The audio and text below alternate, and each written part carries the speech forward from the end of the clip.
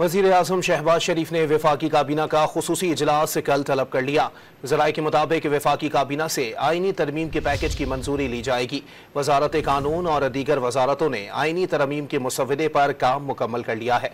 मजीद जानते हैं don news Islamabad के चीफ रिपोर्टर सनाउल्लाह खान से। सनाउल्लाह, तफसीलात से आगाह कीजिएगा। देखें, आईनी तरमीम पर लम्हा सूरत हाल बदल रही है।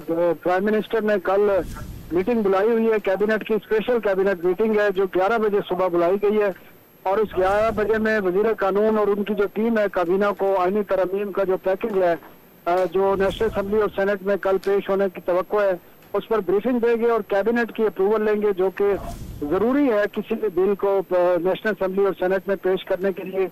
और जो प्लान इनका है अभी तक, क्योंकि अब तो सुप्रीम कोर्ट की एक वजाहत भी आ गई है उस बारे में, जो एक मखसूस नशिस्तों के हवाले से केस था उसको मद्देनजर रखते हुए अब देखना यह है कि कल इनको पास किया भी जाता है या नहीं किया जाता। लेकिन अभी जो हमारी हुकूमती कुछ अरकान से बात हुई है उन्होंने कहा कि हुकूमत कमिटेड है कि कल नेशनल असम्बली और सेनेट में ये बिल है आईनी तरमीम का वो पेश करेंगे और इसको पास भी कराएंगे। जी, बहुत शुक्रिया सनाउल्लाह खान।